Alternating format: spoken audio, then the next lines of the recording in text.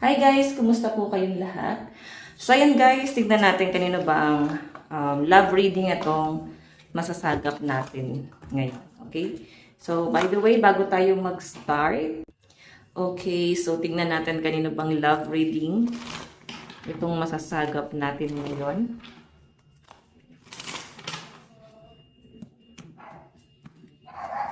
Okay. Energy. So guys, sa mga interesado po sa private reading, nasa description box below. Yung link ng Facebook ko yan, i-message nyo na lang ako dyan guys. Okay.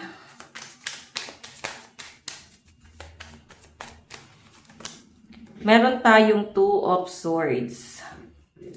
So guys, sa pinapakita sa akin, medyo naguguluhan ka ngayon, no? Para kang naliligaw, nakakapil ka ng emptiness, parang hindi mo alam kung saan ka papunta, no? So, yung puso mo ngayon, nahihirapan. Yan ang nakikita ko sa inyo. Okay? Dumarating ka sa point na parang ang dami nyong kino-consider or kailangan i-consider. Okay? Yan yung pinapakita sa akin dito.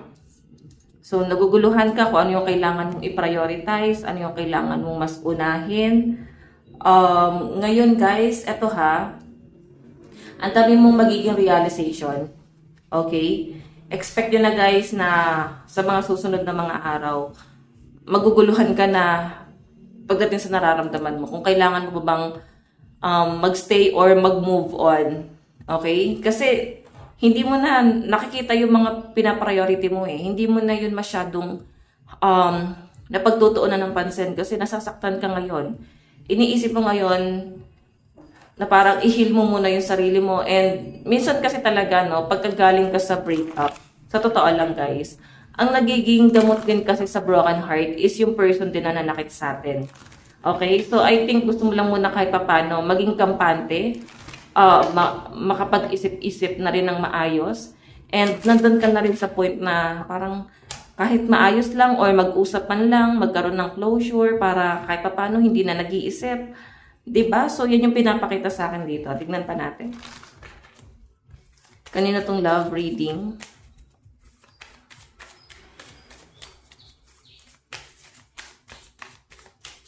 Meron tayong 8 of Coins. Apprenticeship.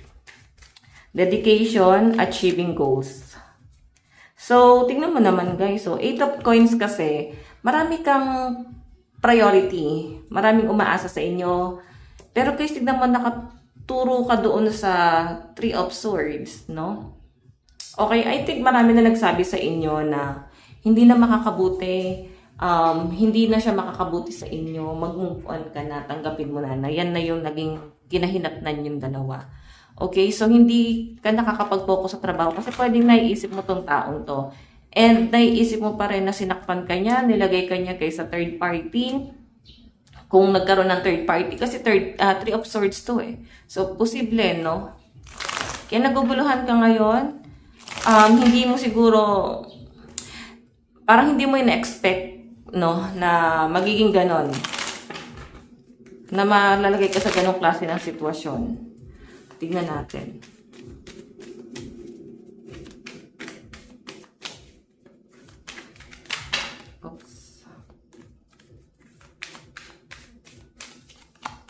Meron tayong Queen of Cups, compassion, empathy, and intuition. So, nakakapil talaga ng emptiness, guys. Nasa moving, kayo ngayon, moving on. Nagmo-move on, no? And malakas yung energy na may mga broken-hearted na nanonood sa atin ngayon. Okay, nasasaktan kayo at parang, ayun na nga, gulong-gulo.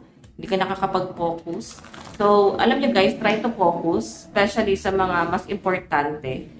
Okay, alam nyo kung bakit? Bakit? Kasi, isipin nyo na lang guys yung mas maraming taong nakasalalay, no? Mga taong umaasa. Mga taong, pwede pamilya mo, isipin mo na lang sila, mas marami sila, kumpara dun sa person mo. Okay, siguro, hindi lang yun ang iniisip mo. Iniisip mo dito yung betrayal, pagkatalo, mga bagay na hindi mo kayang tanggapin na nangyari. Okay? Tignan natin. Kanina tong love reading. Okay, yung betrayal kasi guys, pwedeng iniisip mo rin sa mga taong nakasalamuhan ng person mo na bakit hindi nila itinama, bakit hindi nila binigyan ng liwanag yung kaisipan ng person mo. Okay? Titignan natin ha. Kanina tong love reading. Love reading.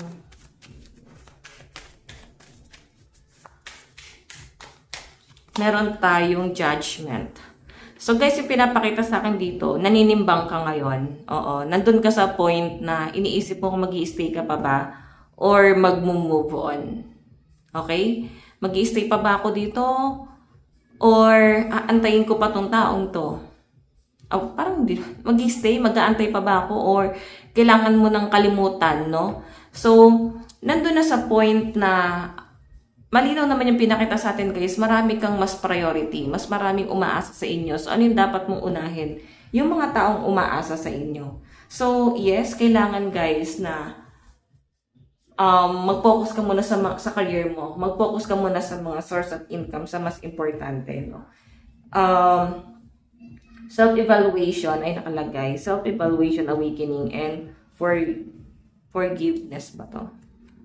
Forgiveness. So, yes, once kasi guys na mapatawad mo na yung taong nanakit sa inyo, mas madali mong matatanggap. Okay? And dun mo na guys may isip, ano yung mga gusto mong mangyari? Ano pa ba yung mga susunod mong mga hakbang? So, hindi mo naman kailangan pag-isipan to kung mag-move on or mag-i-stay ka pa Kung titignan mo na lang guys yung pamilya mo na umaasa sa inyo, kung may mga anak ka, kung titignan mo lang sila guys, ayan, di ba? Alam mo na kung ano yung sagot. Mas majority, no? Mas maraming taong umaasa kesa dito sa taong nanakit sa inyo. Ayan, medyo broken-hearted yung mga nanonood sa atin ngayon. Titingnan pa natin.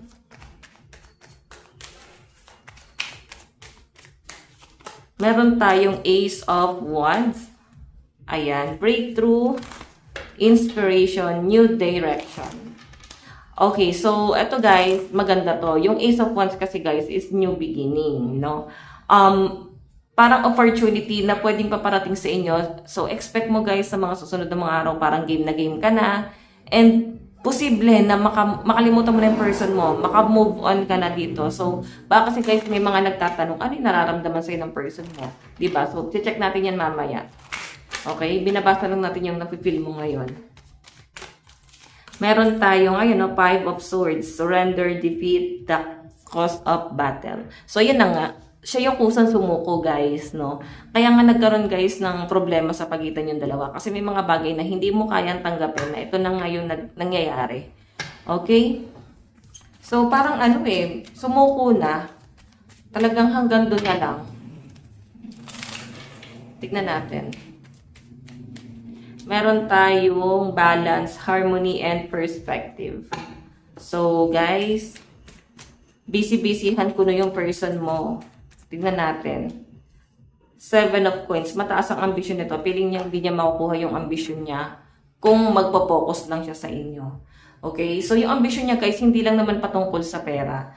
I think hinahanap niya na rin yung peace of mind. Parang ito kasi relasyon na to, guys, masyadong na-pressure.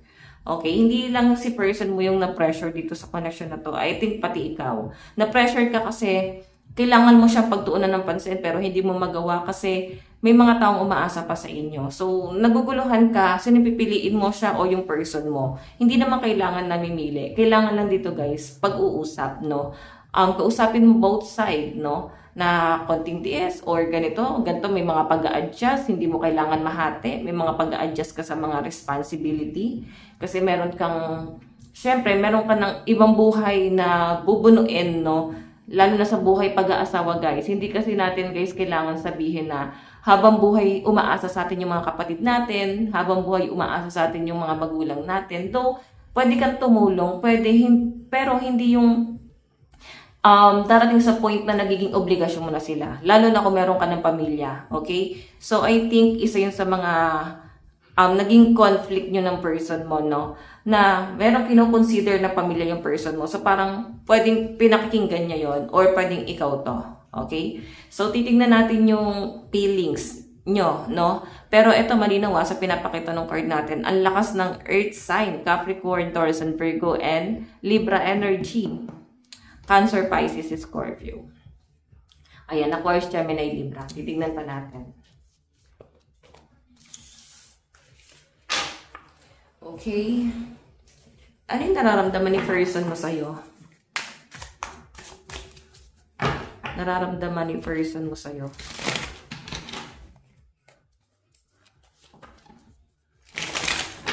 Nararamdaman ni person mo sa'yo.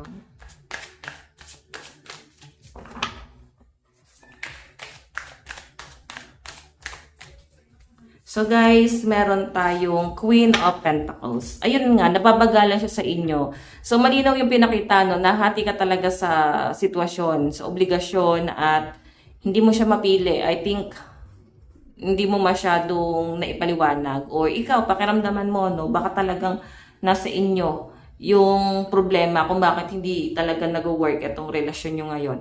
Okay? So, the world kasi guys, siguro ay, parang lagi kang inoopera ng person mo na ganito yung plano nyo, ito yung kailangan nyong ayusin, ito yung kailangan nyong pagtuunan ng pansin, pero ikaw kasi hindi ka makapag-decide, no? Hindi ka rin nagsasalita, wala siyang nakukuhang sagot sa inyo. Okay? So, guys, lagi nyong isisentro sa buhay nyo yung mga priority nyo. Hindi ko naman sinasabi na unahin mo yung person mo. Pero kung may anak na kayo ng person mo, talagang kailangan pamilya na. Oo. Pwede kang tumulong sa mga kapatid mo, sa mga magulang mo. Pero hanggang doon lang yun, no? Huwag nyo na, guys, gawing priority nyo pa. Mahirap. Mas masasagad ka and magkakaroon ng insecurity. So, kailangan, guys, marunong kang mag-manage. Marunong kang i-handle yung sitwasyon. Kasi, totoo lang, ayan, baka may mga nakakarinig. Dito lang sa Pilipinas na parang lifetime mo ng obligasyon yung pamilya mo. Na parang binuo ka nila para maging, alam mo yun, maging source of income nila pagdating ng araw or retirement plan ba tawag nila doon. Ganyan. So, lagi nyo guys iisipin, yung binubuo nyong pamilya guys. Okay, I think isa yun sa mga pinagtatalunan nyo ni person. Ayan, napabagalan si person mo sa'yo. Okay? Ano yung tingin sa'yo ng person mo ngayon? The Chariot. Isa kang hero. Nagpapakabayani ka. Ikaw yung bayani na walang rebulto. Ikaw yung nagiging bayani. Ito kasi The Chariot. Madami kasing blessing na dumarating sa inyo. So, I think sinishare mo lang yung blessing, no? Pero guys, eto ha, pag marami naman blessing, okay lang tumulong. Pero kung nagigipit naman guys, wag nang trying hard, no? Wag nang trying hard na tumulong. Sa totoo lang. Tignan pa natin guys, kasi The Chariot, nakikita niya maraming blessing na dumarating sa inyo. Kaya nga mas lalo kang nababaon sa obligasyon. Tignan natin. Pero kung wala naman kayo guys, anak, I think inuuna mo talaga yung security ng pamilya mo bago yung security mo. Okay? Tignan natin. Ano naman yung okay. Ano naman yung plano ni person para sa relasyon nyo? Death. Ending and new beginning. Nako guys. Ito ha, konting-konti na lang to person mo. Kaya siguro guys, hindi na siya nakapag-decide, no? Nagkaroon na to guys ng ending. As in, nagkaroon na ng lamat dito sa relasyon na to. Okay? Yung pinapakita sa akin dito guys, ayan, ang dami niyong plinano pero hindi na siya natuloy. O, hindi na natuloy yung mga plano niyo kasi alam mo na. Diba? Hindi na siya natuloy kasi hindi makapag-decide. So, death. Ending and new beginning. So, broken-hearted din si person mo ngayon. Sa totoo lang, nasasaktan din siya ngayon. Pero mas pinipili niyang mag-move on. Mas pinipili niyang tanggapin na ito na yung nangyayari sa sitwasyon yung dalawa. So, yes, mukhang may paghabol naman, pero baka napagod na or napapagod na. Okay? Pwedeng ito ay naghiwalay na kayo or papunta na kayo sa hiwalayan. Zodiac sign. Capricorn, Sagittarius, Leo, Taurus, Virgo and Aries. Gemini, Taurus, Aries, Cancer, Virgo and Cancer and Leo. Oops. Libra, Scorpio, Sagittarius, Virgo, Cancer and Aquarius energy. So side mo, ano yung nararamdaman mo? nararamdaman mo. Page of Pentacles. Di ba magulo yung isip mo, oh. Alam mo yung isip mo, nakapokus ka sa pera lang. Nakapokus ka sa career mo, nakapokus ka na parang kailangan mag-produce ng pera. Sobrang naguguluhan na tuloy nararamdaman mo ngayon. Workaholic ka ba? Ayan, no? Pinagtatalunan nyo talaga ng person mo. Yung pagiging busy person mo, no? And nakikita ko sa inyo, guys, grabe ka siguro magtrabaho. Okay? Ikaw yung nagiging parang nawawalan ng time. Okay, tapos pagka nagkaroon ka ng time, parang aaway may person mo, ba't di ka nagpaparamdam? Pero hindi mo napapansin, ikaw yung unang hindi nagpaparamdam. Okay, pwedeng nananahimik na lang yung person mo. So, pansinin mo guys, no? Evaluate mo yung sarili mo. Ayan. Pag-isipan mo yan. Okay, pag-isipan mo yan kasi baka nasa iyo din yung mali, no? Hindi natin guys ito tolerate yan. Okay, magalit, no? Hindi natin ito tolerate yan. Tignan natin.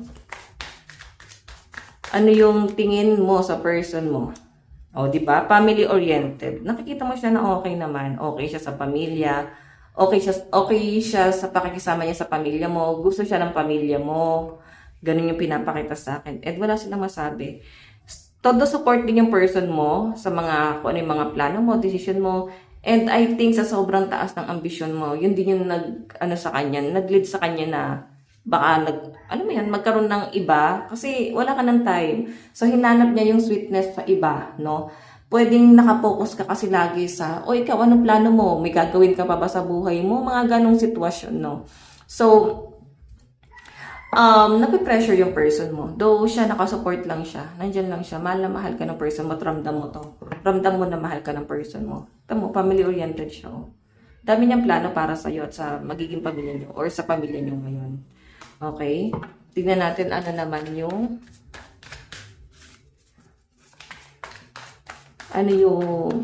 plano mo. May pag-aantay. Di ba ikaw yung nai-stuck? Ikaw yung broken-hearted ngayon. Tanongin mo yung sarili mo, baka nasa iyo yung pagkakamali. Though, baka same lang naman kayo may pagkakamali, no? Okay? I think baka same lang kayo kasi hindi ka naman magkakaganito kung walang mali sa person mo. Hindi ka naman magiging workaholic kung hindi mo, alam mo yon, kung nakikitaan mo siya ng pagsusumikap or nakikitaan mo siya guys ng plano pagdating sa future niyong dalawa. I think hindi mo kasi nakikita na siya yung gumagawa and ikaw na yung gumagawa ng para sa inyong dalawa. Okay? Ikaw na yung nagpaplano ano yung possible na maging future niyo. So ngayon guys, namimiss mo siya kahit parang sabihin na natin walang kwenta yung person mo, no, sa paningin mo o wala siyang naiambag or nagawa para sa inyo. Namimiss mo at parang kang nagigilty. Okay? Tignan natin yung outcome. Meron tayong the hero path. So guys, may mangyayaring pag-uusap sa pagitan niyo ng person mo. Okay? Mag-uusap din kayo nito. Pero sobrang masinsinan guys, no? Yung sagot ng card dito, pwedeng magkakabalikan or pwedeng hindi na talaga. Kasi guys, sobrang masinsin itong pag-uusap na mangyayari sa inyo. Confrontation and sobrang puno na yung salop. No? Oo, parang sinabing puno na, parang naubos na yung pasensya dito. So, tingnan natin guys, saan napapunta yung relationship. Pero tingnan muna natin yung zodiac sign sa side mo. Leo, Aries, Taurus, Capricorn, Pisces, and Gemini. Libra, Aquarius, Scorpio, Sagittarius, Virgo, and Cancer. Taurus, Pisces, Capricorn, Leo, Sagittarius, and Libra energy. Tingnan natin. Saan napapunta? In the near future. Diba? Nandun pa yung love, pero may tumatalikod na. Okay? Hindi mo siya masasabing hindi ka na mahal eh. Nandun pa sa point na mahal nyo pa yung isa't isa, pero parang mas pinipili yung maging matured, no? Na parang may pagtalikod talaga. Tignan mo, mahal ka niya pero tumatalikod. Ikaw naman, maraming blessing, ang daming opportunity. Yes, napakapalad mo pagdating sa pera, napakapalad mo sa lahat ng aspeto. Pero guys, nakikita ko sa inyo, ang kulang ka sa love, no? Pwedeng ikaw mismo na ilalayo mo sa buhay mo yung mga taong talagang totoong nagmamahal at nagmamalasakit sa inyo. Tignan natin, love advice, wedding, di ba? Pwedeng kasal kayo or nagplano na, baka engaged na, no? Meron tayong chemistry. Ang ganda sana ng relationship nyo, guys. Nakakapanghinayang to. Meron tayong healing family issue. Ayun. Kakasabi ko lang, guys. Ang nagiging problema nyong dalawa is yung pamilya. Ayan. Baka sabihin nyo, madumi yung kuko ko, guys, ha? Sa ano to, ink, di na natanggal. Nakita nyo ba? Ayan, no? Yung ink sa putuhan. Okay. May mga problema talaga sa pamilya na kailangan munang ayusin. Message ni person sa'yo. I want to feel that way again. Parang hindi na ikaw yung dating taong nakilala niya. Nakikita niya parang ang layo mo na. Ang layo mo na sa dati. Meron tayong I look for you everywhere. And you can closer than anyone. Okay? So yan guys, ito lang po ang inyong daily love reading. Again, bukas po ulit. God bless and love you all. Bye-bye!